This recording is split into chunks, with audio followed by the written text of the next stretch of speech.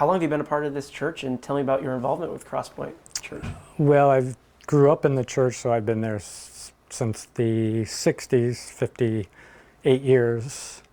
So my family has been a part of it the whole time, and so we just have continued to go there, and I'm on the elder board and the safety team there.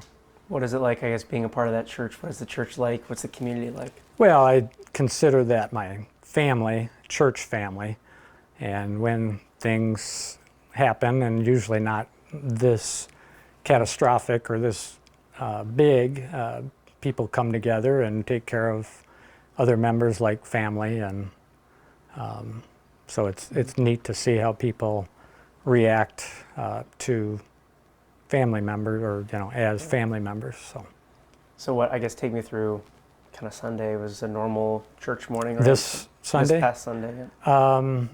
It was a normal church Sunday. It was a little different in that it's summertime. We put some programs on hold during the summertime because people are on vacations and that.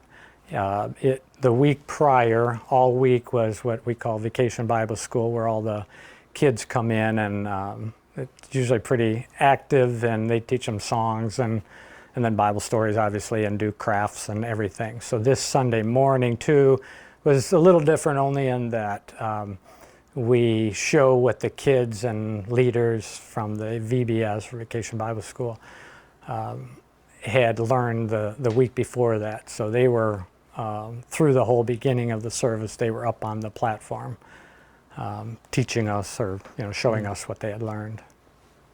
And so what happened? It was around just after 11 o'clock, right? It was during the service that this incident happened? Like yes, they were just starting to come down off of the platform, and we heard what I heard. Some people didn't even hear it, but I heard a popping, a pop, pop, pop, pop, pop, pop, pop, pop noise that I couldn't quite identify. It stopped.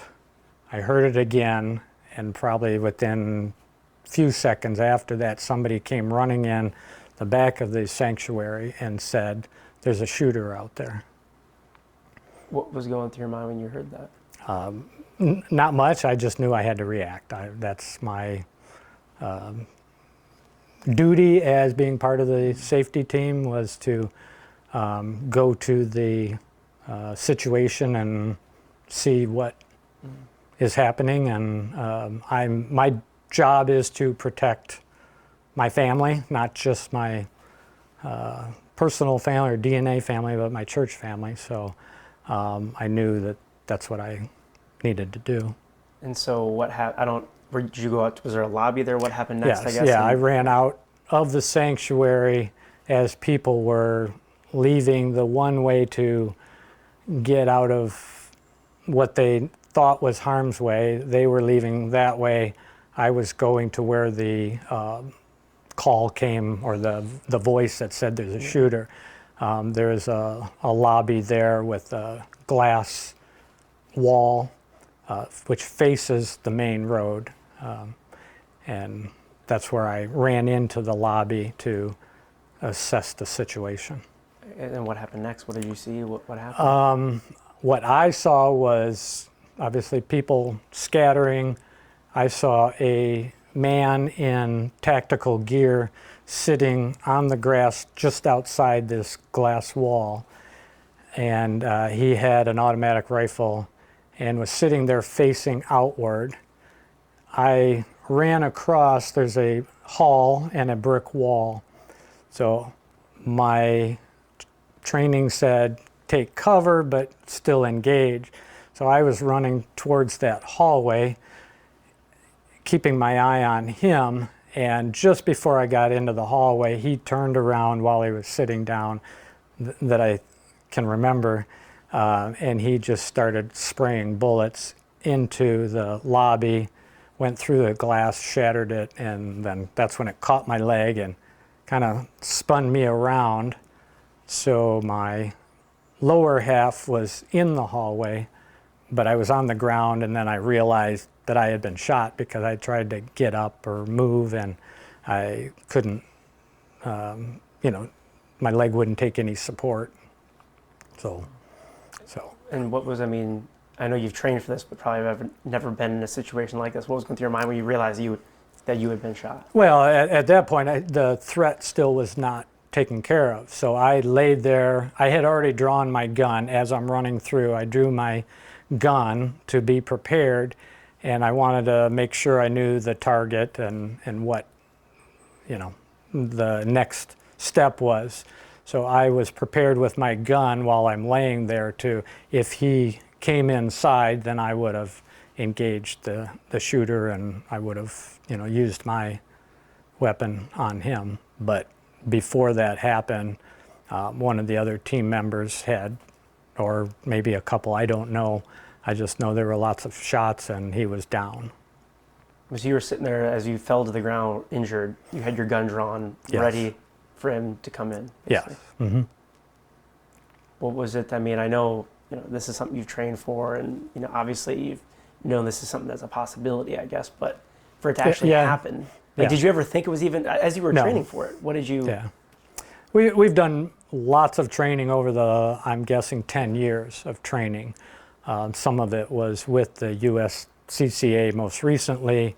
SRST has come in. It's an organization out in California that has come in and done some situational training with us. So you want to be prepared for multiple situations rather than try to make decisions at that time. So we had, we had done other trainings. We had been to the range multiple times. We've done qualifying, and so we had tried to do as much training and stay proficient at those things. So, but it's still something you probably had never thought. Well, you never think you're going to go through that. You want to be prepared for something that's never going to happen. I guess is kind of the way to sum it up. Is what goes through your mind is, I will do this, but I'm never going to need it. At what point, if at any point during this, like, it kind of sunk in like that this is like happening right now? I guess probably after I came through and was shot, then I knew we're in an active situation. And so I guess, what was it like in the moments after? Like, people were tending to you, obviously. You were taking an ambulance, I think, right? Or Yes. what was, there were people calling the police. There were several people that were on the phone with 911. Obviously, everybody's trying, once the shooter's down, everybody's trying to assess the whole damage, take care of the injured. That I knew of, I was the only one injured. We had a young man come back in, and once he realized what had happened, that I was injured and down, he had, that I'm aware of, he had told me he had military training, and so he knew what to do with putting a tourniquet on. He found a band, put a tourniquet on, and then they immediately started packing stuff into my wound so that it would, I wouldn't bleed out until the police got there. And then between, I'm not sure, the police or the EMT, they got another tourniquet on it, put it on, and started packing it with actual wound packing. And what were the extent of your injuries? I know you had a surgery right after, right? I mean, yeah, that was the extent of my injury. All I could tell, because I was actually laying on the wound, so, and I didn't have much strength in my leg, so I just tried to look and see, and all I could tell is the bullet had gone in right here. I could see that the bone wasn't straight anymore, so I knew it had done some damage. yeah. But obviously at that point I didn't know. I just knew I took a bullet. So it broke your bone? I think. yeah, did it shattered. Well, yes, in talking to the surgeon, and more so after the surgery, it shattered the bone more than he had originally thought. So he had to kind of rebuild it and then put in a steel rod, which he said he went up a little farther, so it goes all the way down, and then they put screws in at the top and the bottom to hold it in place. And so I know I saw that some of the church members put together a GoFundMe to help you out too, right? And That's what I understand, yes. and you're going to be out of work for some time, I assume? Well, they've told me, and we obviously have follow-up appointments, but they told me, I think the minimum is 2 to 3 months of non-weight bearing. And then after that, I think it's a couple more months of limited and rehab, physical rehab. Okay. And then the surgeon told me it could be up to a year before it's back to normal. And as far as going back to when, just with the training and everything, when did you decide, like, why did you decide, I guess, to join this security or safety team? Like, when did that kind of option come out there, and when did it, when did you decide that maybe I should be trained on this? Yeah. Well, I decided years ago in this world of ours that if I'm going to protect my family, I need to be able to protect my family. So that's when I moved forward into at least training and, getting a gun and keeping it on me, but wanting to do it all right and know how to use it, because a loaded gun in the wrong hands can be just as dangerous or can be dangerous. So I knew I needed training to be able to use it and not, be on the other side of it. So when we formed this team, I just knew it was my calling to protect my family and my church family. I feel that that's my calling.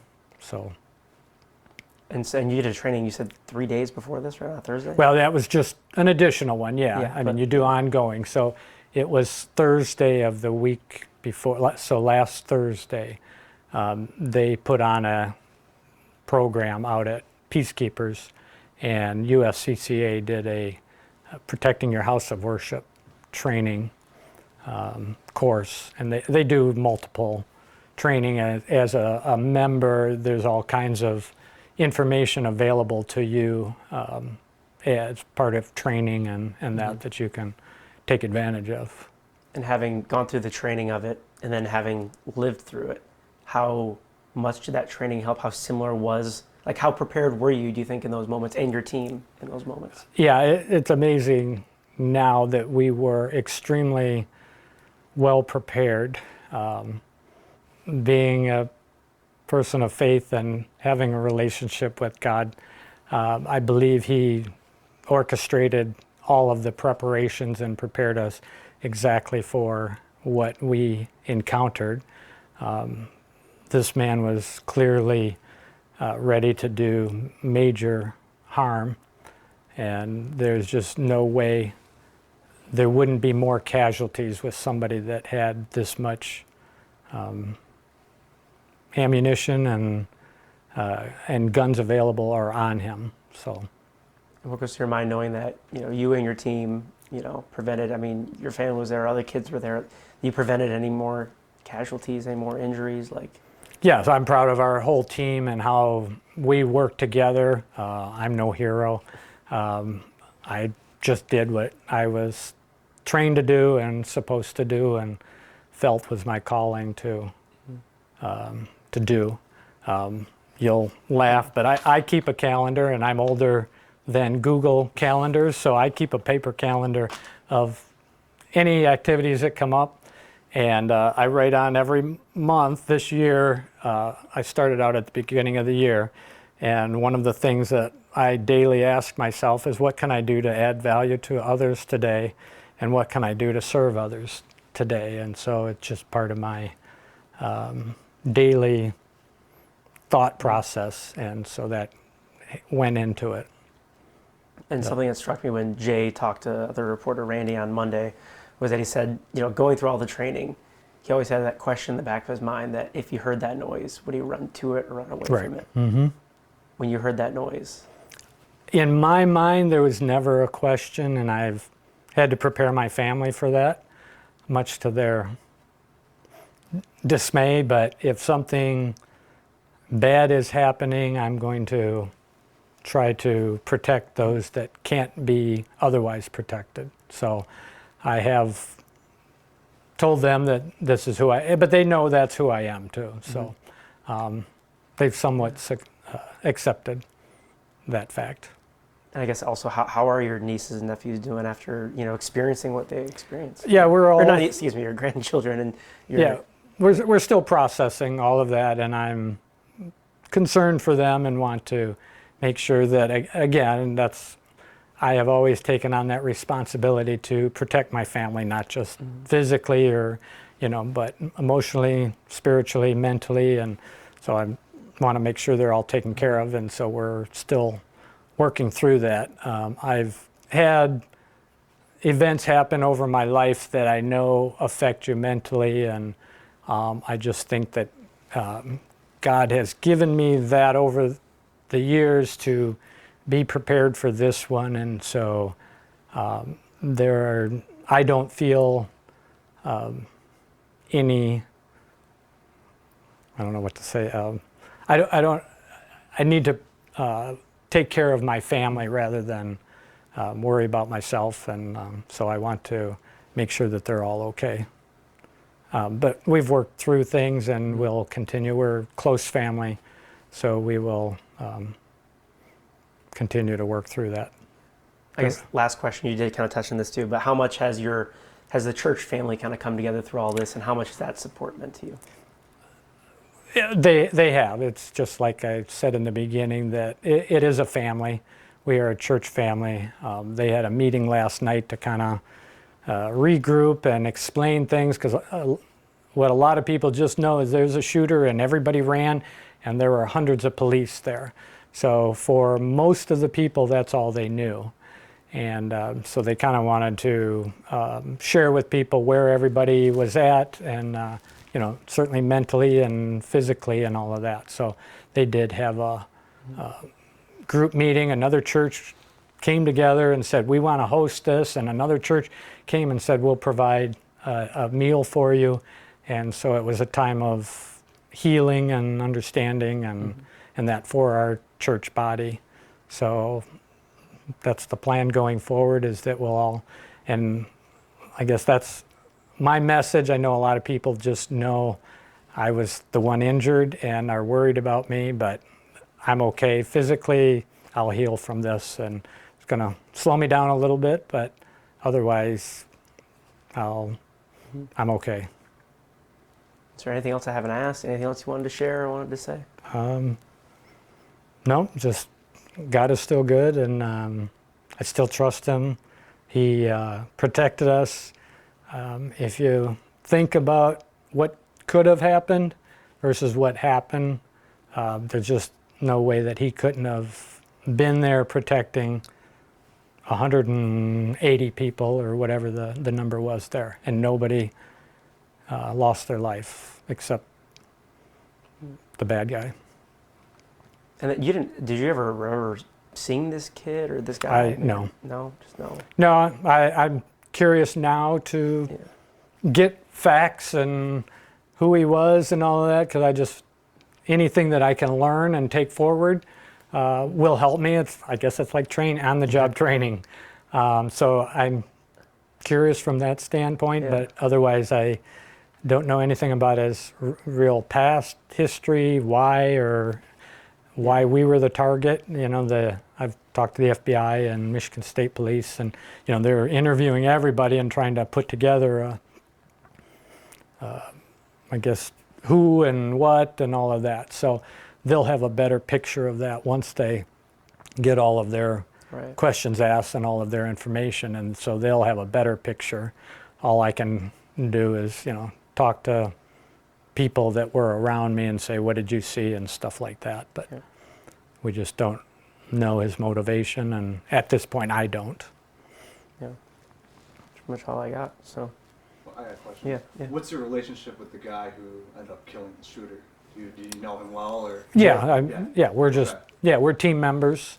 I am a team lead. He's a team lead, and then we have one more team lead. So on my month, I'm team lead, which just we kind of give each person their responsibility that day. So we have posts, and we, one is supposed to patrol outside, and we have them at doors. We typically lock down all doors but 2, and then we post people there so that if somebody questionable comes in, we can radio.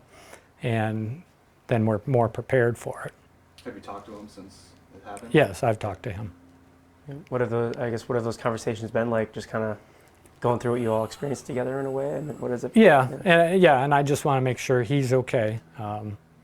He did a job that nobody wants to do, and so my concern is that he's okay, because I'm okay. I'm just physically impaired for a little while.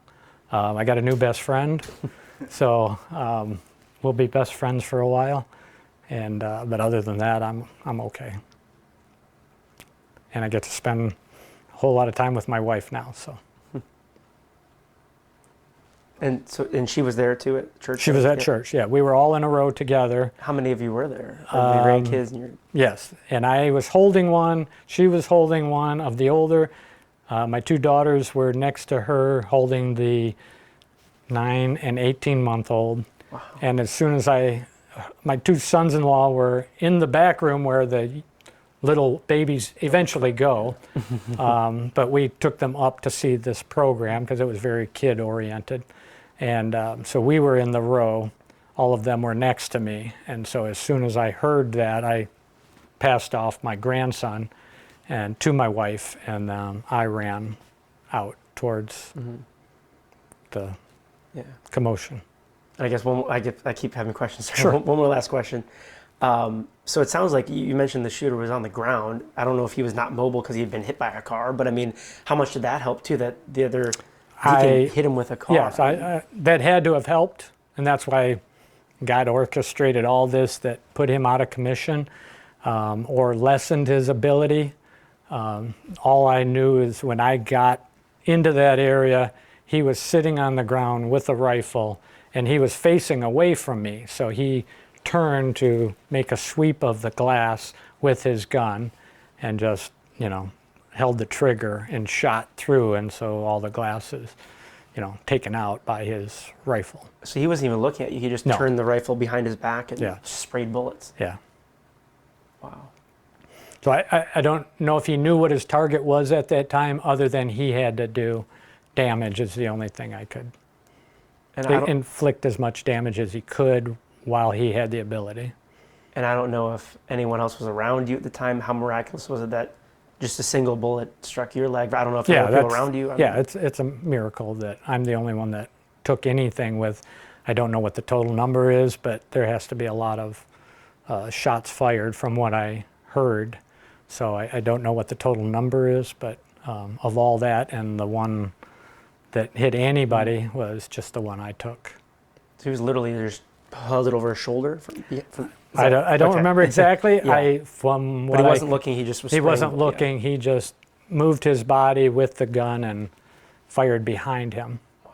And swung from his left, because that's how he hit me instead of the other member, because he would have been to my right.